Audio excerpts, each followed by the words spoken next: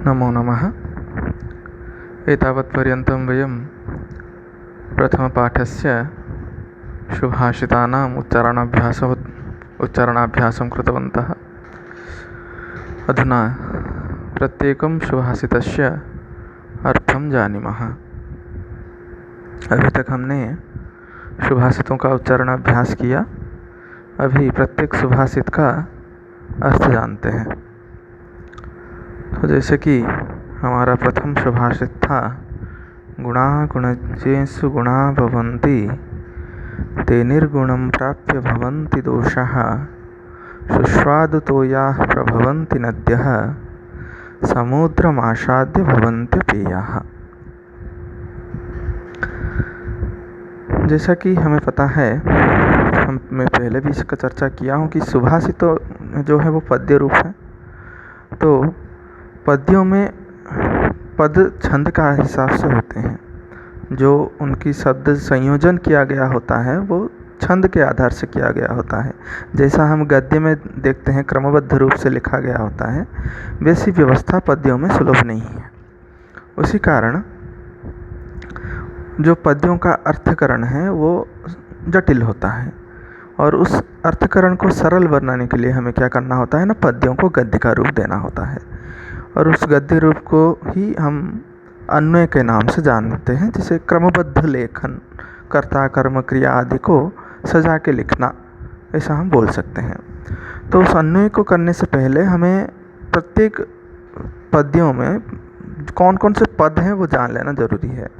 इसलिए हम उसका पदच्छेद पहले करते हैं, प्रत्येक पद को अलग करते हैं। हम यहाँ देख सकते हैं, गुणाः गुणज्ञेषु गुणाः भवन्ति, ते निर्गुणं प्राप्य भवन्ति दोषाः, सुस्वादुतोयाः प्रभवन्ति नद्यः, समुद्रम् आसाद्य भवन्ति अपेयाः। तो इतने हिस्से में जब हम ये पदच्छेद किए, मतलब जो जो पद वहाँ पे जुड़े हुए थे पद्यों में, उन पदों को हम अलग किए।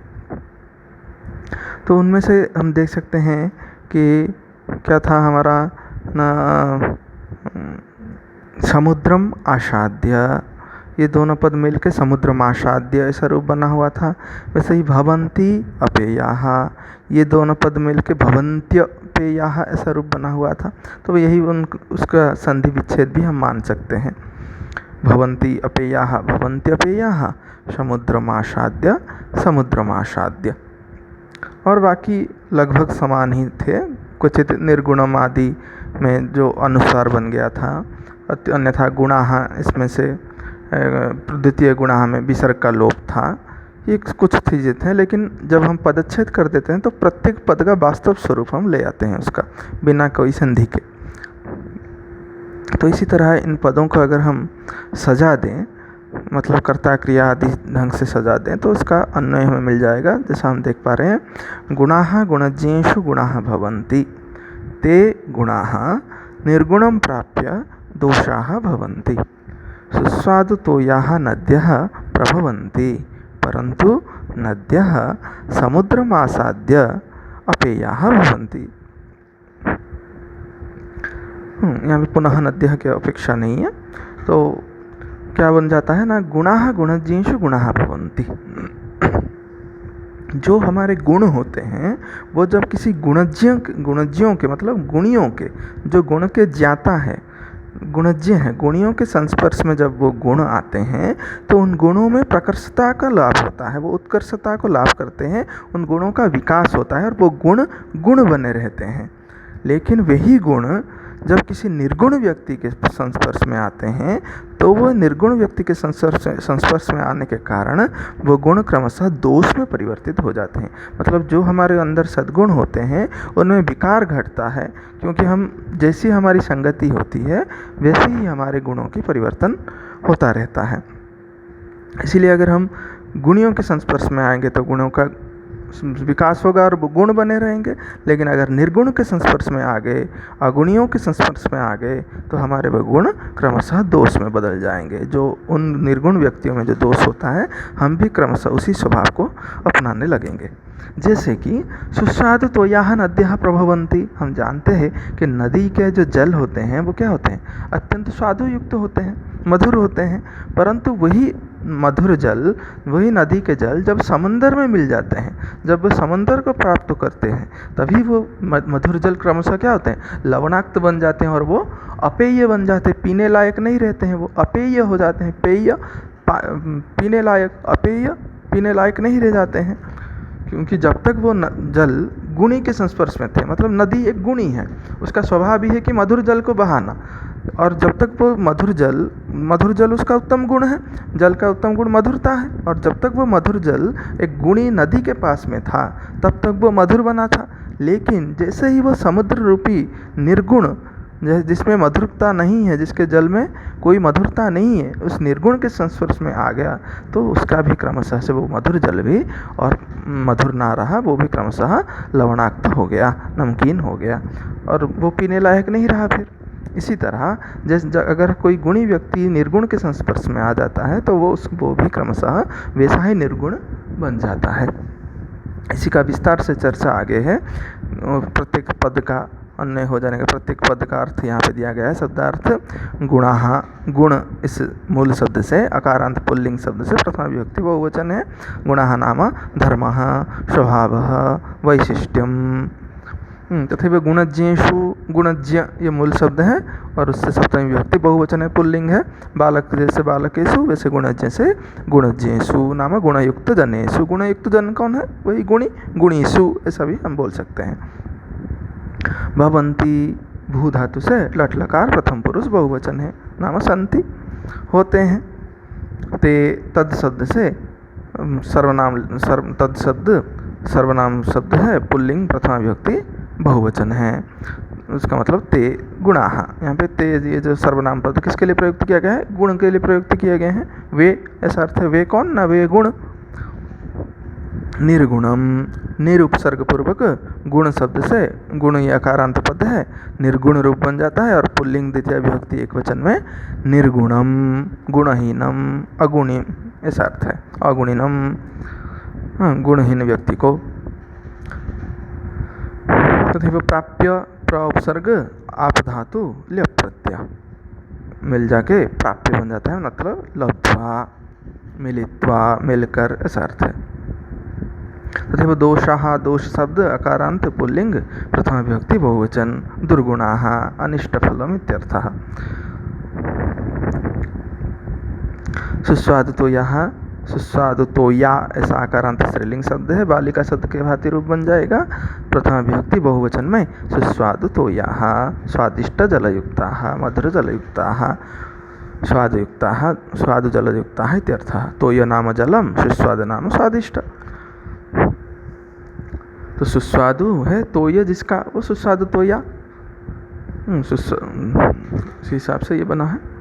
नद्यः, नदी शब्द इकारांत स्त्रीलिंग प्रथमा विभक्ति बहुवचन, प्रथम पुरुष गलती से हो गया है, वो प्रथमा विभक्ति है।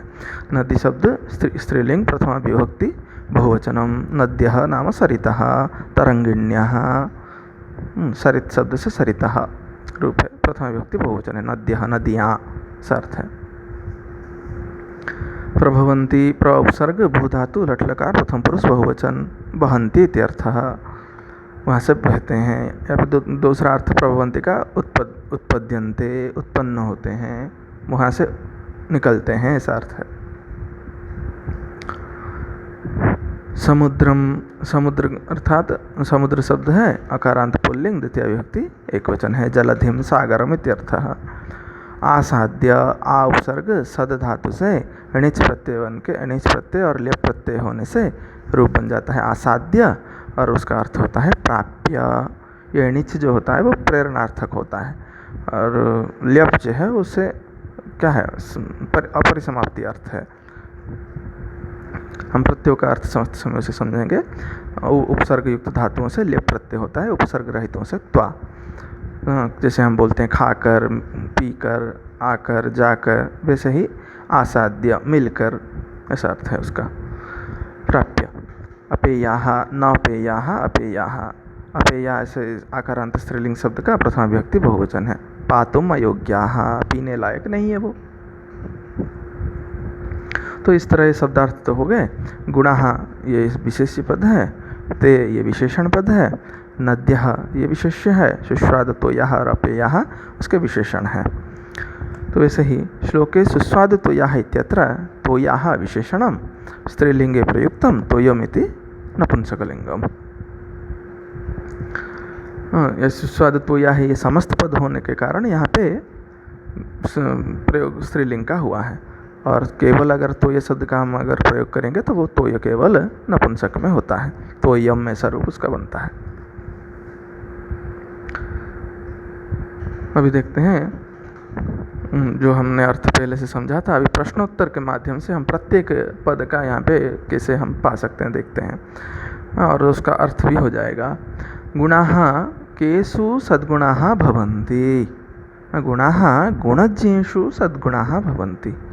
गुण किनमें सद्गुण होते हैं न, गुण गुणज्ञों में सद्गुण होते हैं। गुणज्ञेषु सद्गुणाः के भवन्ति, गुणज्ञों में सद्गुण कौन होते हैं न, गुणज्ञेषु सद्गुणाः गुणाः भवन्ति, गुणज्ञों में सद्गुण गुण ही होते हैं। गुणाः गुणज्ञेषु केन रूपेण भवन्ति, जो गुण होते हैं वो गुणज्ञों में किस रूप में होते हैं न, गुणाः गुणज्ञेषु सद्गुण रूपेण भवन्ति, गुण गुणियों में सद्गुण रूप में रहते हैं। गुणाः कम प्राप्य दोषाः भवन्ति, न गुण किसको पा लेने से दोष बन जाते हैं न, गुणाः निर्गुणम प्राप्य दोषाः भवन्ति, गुण निर्गुण को प्राप्त करके दोष हो जाते हैं। अथैव श्लोके ते इति पदम केभ्यः प्रयुक्तम, श्लोक में जो ते पद का प्रयोग किया गया है वो किनके लिए प्रयोग किया गया है, ते का मतलब होता है वे, तो ते ये पद बहुवचनांत पद किसके लिए प्रयोग किया गया है, ये सर्वनाम है। श्लोके ते इति पदम गुणेभ्यः प्रयुक्तम, श्लोक में जो ते पद का प्रयोग किया गया है वो गुणों के लिए प्रयोग किया गया है।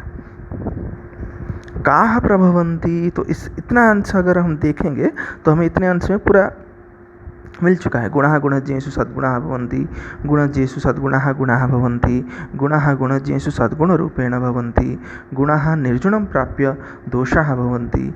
नहीं तथैव श्लोके ते इति पदं गुणेभ्यः प्रयुक्तं, ते मतलब ते दोषाः भवन्ति नाम ते गुणाः एव दोषाः भवन्ति। अनन्तरं द्वितीय भाग को अगर हम देखेंगे, न काः प्रभवन्ति, नद्यः प्रभवन्ति, नद्यः कीदृश्यः प्रभवन्ति, नदियाँ किस तरह से बहती हैं न, नद्यः सुस्वादु तोयाः प्रभवन्ति, नदियाँ स्वस्वादु जलयुक्त होके बहती हैं। काः अपेयाः भवन्ति, कौन से अपेय होते हैं न, सुस्वादु तोयाः नद्यः अपेयाः भवन्ति, कौन अपेय हो जाते हैं न, जो सुस्वादु तोय नदियाँ हैं वे अपेय हो जाते हैं। नद्यः कदा अपेयाः भवन्ति, नदियाँ कब अपेय हो जाते हैं न, नद्यः समुद्रम आसाद्य अपेयाः भवन्ति, जो नदियाँ होते हैं वे जब समंदर में मिल जाते हैं तभी वो अपेय बन जाते हैं। आसाद्य इति पदेन कः अभिप्रायः, आसाद्य अर्थात प्राप्य इति अभिप्रायः, आसाद्य का मतलब है प्राप्य, अभिप्रायः नाम अर्थः, आसाद्य इसका क्या अभिप्राय है न, आसाद्य अर्थात प्राप्य इति अभिप्रायः। तो इस तरह प्रश्नों के माध्यम से हमें प्रत्येक पंक्ति का भाव भी समझ में आ गया होगा, और उसी का भी हिंदी में पुनः भावार्थ दिया गया है, हिंदी और संस्कृत में।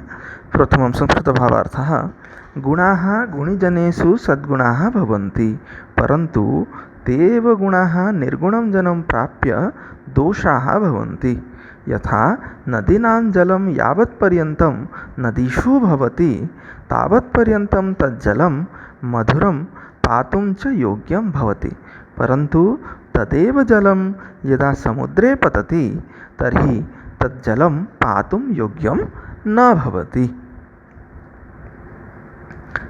हिंदी अर्थ उसका कहा गया है कि विद्वान और गुणी व्यक्तियों के पास जाकर गुण सद्गुण के रूप में परिवर्तित हो जाता है, परंतु वे ही गुण गुणहीन व्यक्तियों के संसर्ग में दोषों के रूप में परिणत हो जाते हैं।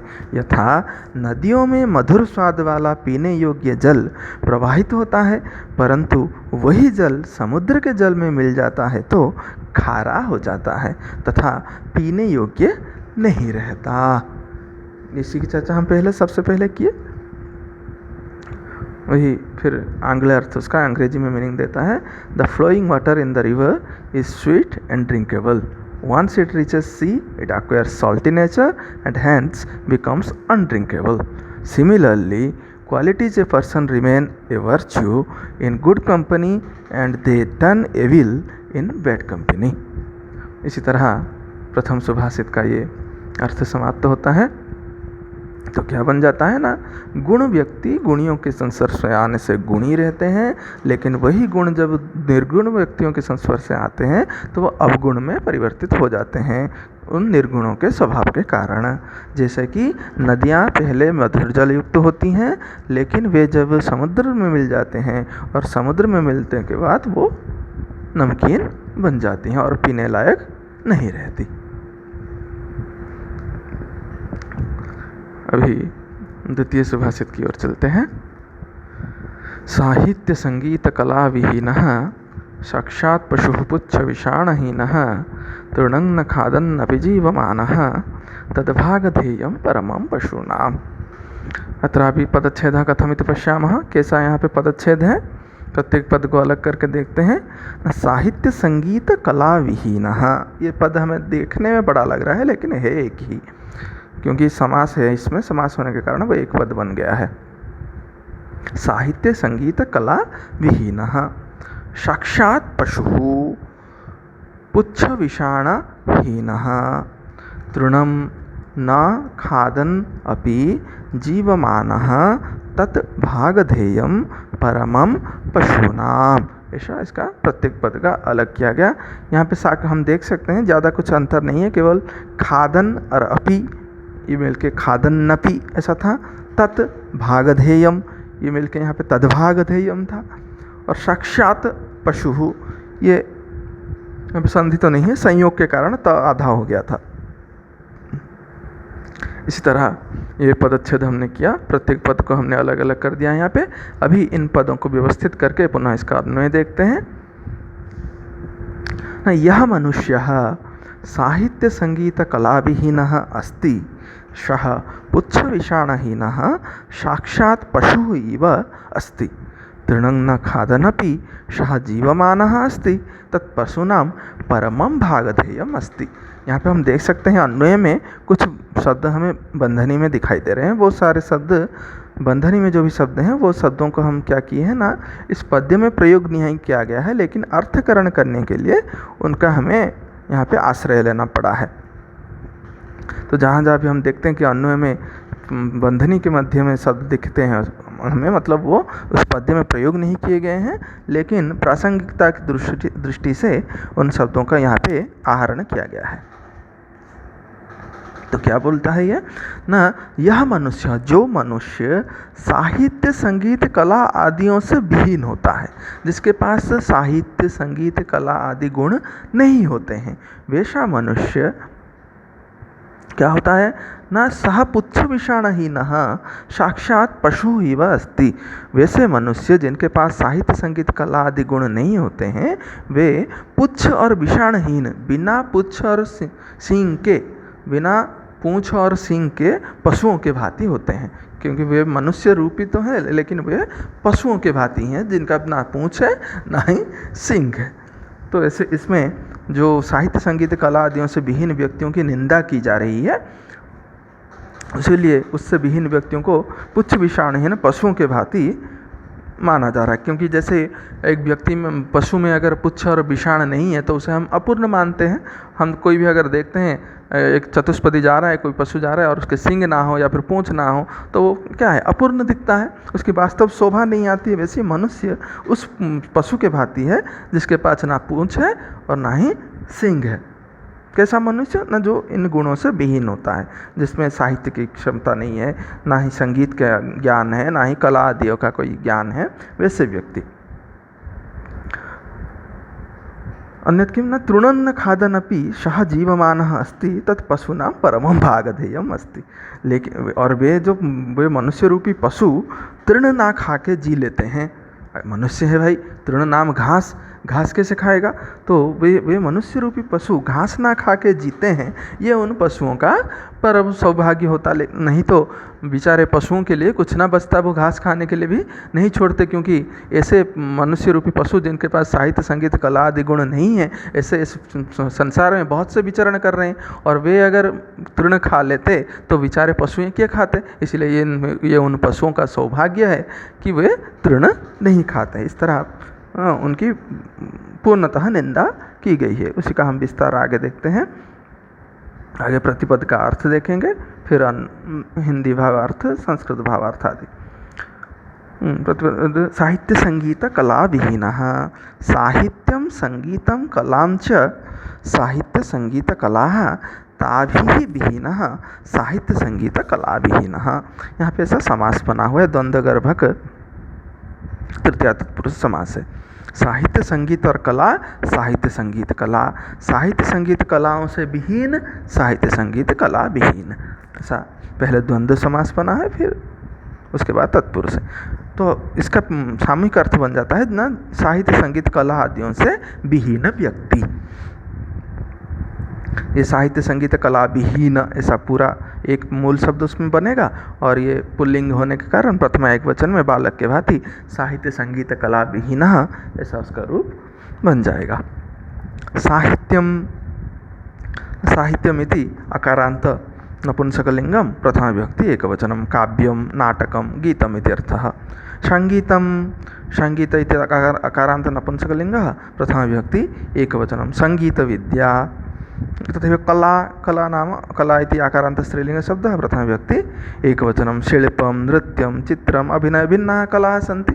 आर्ट् इति वयं जानीमः आङ्ग्लभाषायां, या कापि कला भवतु नाम, कोई भी कला हो, तो ना ही साहित्य काव्य नाटक गीत आदियों का ज्ञान होता है, ना ही संगीत वाद्य आदि, संगीत में क्या जाता है वाद्य आदि का ज्ञान है, और ना ही शिल्प नृत्य चित्रकला आदि का कुछ ज्ञान है। तो इनमें से अगर कोई भी ज्ञान किसी व्यक्ति के पास नहीं है तो उसे हम क्या बोलेंगे? साहित्य संगीत कला विहीनः। विहीनः मतलब विहीन शब्द से अकारांत पुल्लिंग प्रथमा विभक्ति एकवचन रहितः, विहीनः रहितः, उससे विच्युतः इत्यर्थः, सहीन है। तो पुच्छ विषाणहीनः तथा पुच्छः विषाणं च ताभ्यां हीनः पुच्छ विषाणहीनः।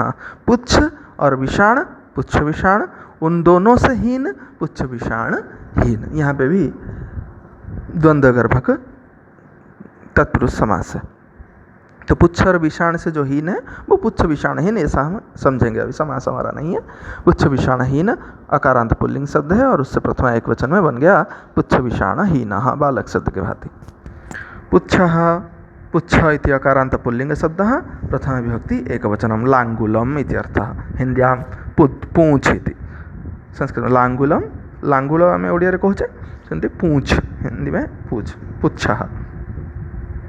विषाणम, विषाण इति अकारांत नपुंसकलिंगः प्रथमा विभक्ति एकवचनं, शृंगम सींग, संस्कृत में शृंगम, हिंदी में सींग।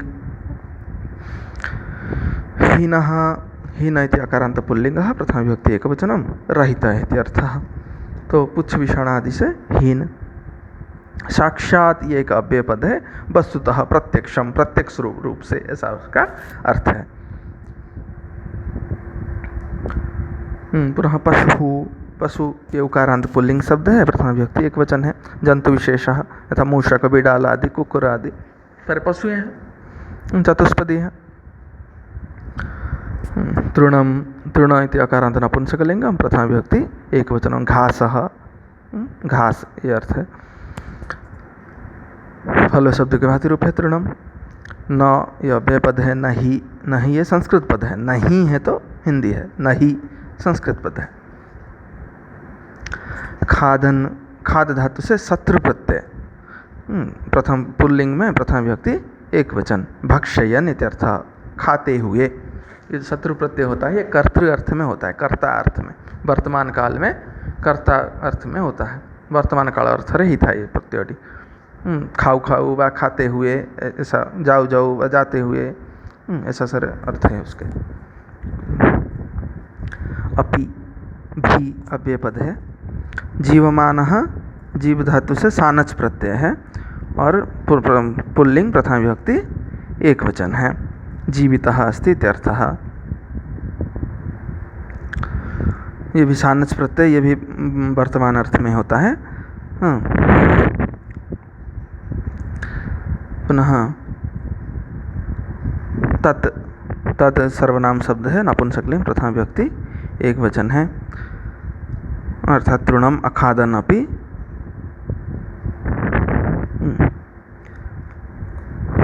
जीवनम, यहाँ पे तत् का तात्पर्य क्या है ना, तृण ना खाते हुए भी जो जीवन है वो उसका परम सौभाग्य है।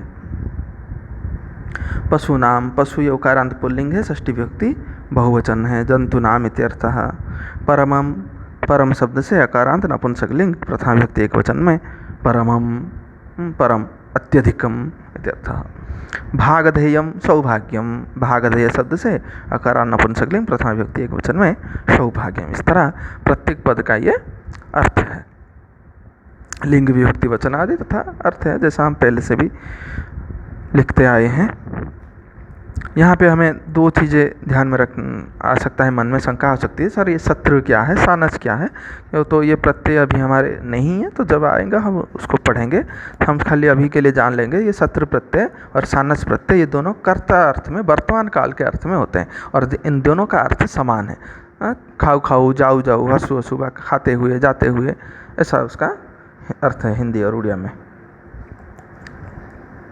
सानस से आना बचता है, शत्रु से अत बचता है, इसलिए खाद अत, खादत पुल्लिंग में खादन ऐसा रूप बना है। वैसे ही जीव आन, जीव आन, वहाँ पे आन मुख आगम होके फिर मौ, जीव मान ऐसा रूप बना है।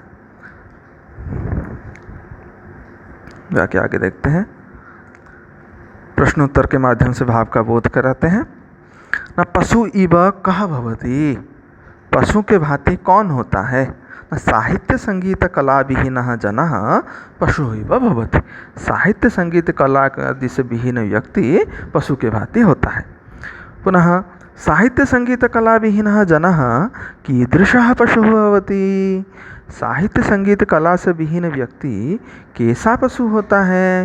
न साहित्य संगीत कला विहीनः जनः पुच्छ विषाणहीनः पशुः भवति, साहित्य संगीत कला आदि से विहीन जन व्यक्ति पुच्छ विषाणहीन पशु के भांति होता है। बिना पूंछ सिंग वाला पशु का भांति होता है। पशु इव जनः तृणम न खादनपि कथम भवति, न पशु इव, पशु के भांति जन मनुष्य तृण ना खा के कैसे होता है, या कैसे रहता है। न पशु इव जनः तृणम न खादनपि जीववानः भवति, पशु के भांति मनुष्य तृण ना खा के भी जीवित रहता है। कैसा रहता है, न जीवित रहता है, जीवमानः भवति।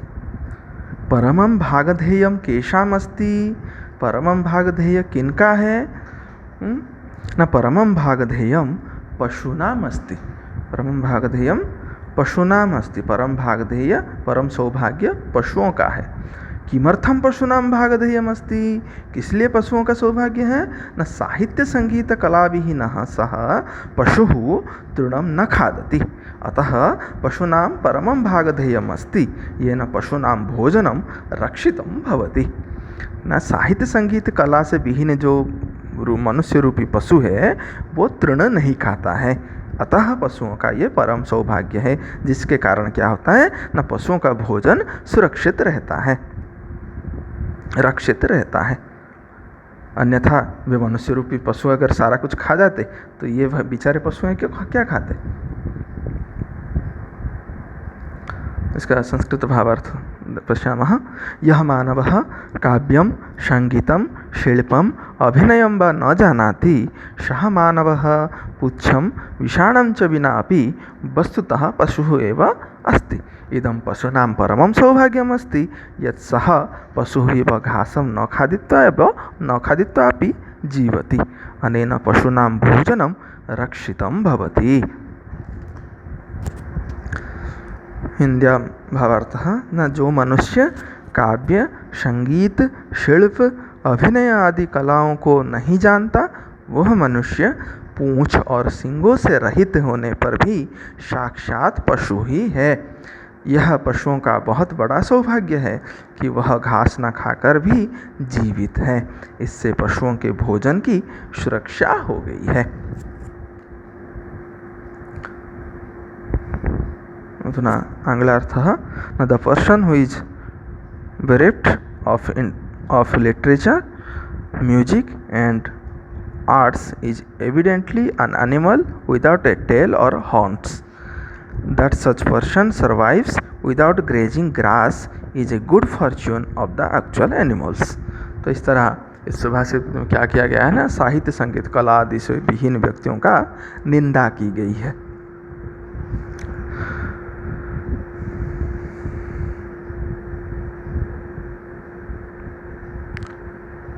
अस्तु, एतावदेव अत्र समाप्यते। पुनः अग्रिमे भागे वयम् अग्रिमसुभाषितानाम् अर्थं ज्ञास्यामः। तो फिर से एक बार पुनः स्मरण है तो आपको दोहरा देता हूँ कि पहले जो सुभाषित था वो क्या बोलता है कि अगर गुण जो होते हैं, हमारे जो गुण होते हैं, अगर वो किसी गुणियों के संस्पर्श में आते हैं तो वो सद्गुण बने रहते हैं, लेकिन किसी निर्गुण के संस्पर्श में आ जाने से वे अवगुण बन जाते हैं, दोष में परिवर्तित हो जाते हैं। जैसे कि नदियाँ वास्तव में मधुर जल युक्त होते हैं लेकिन और वैसे ही बहती हैं, लेकिन जब वही नदी जाके किसी समंदर में मिल जाती है तो वही जल मधुर जल क्रमशः अपेय बन जाता है। वैसे ही ये दूसरा पद्य बोलता है कि साहित्य संगीत कला आदि से विहीन व्यक्ति साक्षात पुच्छ विषाणहीन पशु के भांति होता है, जो कि दिखने में तो मनुष्य है लेकिन होता पशु ही है। लेकिन ये उन पशुओं का परम सौभाग्य है, उन पशुओं का मतलब वास्तव पशुओं का ये परम सौभाग्य है कि ये जो मनुष्य रूपी पशु हैं जिनके पास साहित्य संगीत कला आदि गुण नहीं हैं, वे घास नहीं खाते हैं, बिना घास खाए ही जीवन यापन करते हैं, अन्यथा ये बेचारे पशुओं के लिए कुछ ना बचता। तो इस तरह ये दो सुभाषित है। तो पहला सुभाषित हमें गुणियों के संस्पर्श में रहने का सिखाता है और दूसरा सुभाषित हमें साहित्य संगीत कला आदियों का आहरण करने के लिए प्रेरणा देता है। धन्यवाद।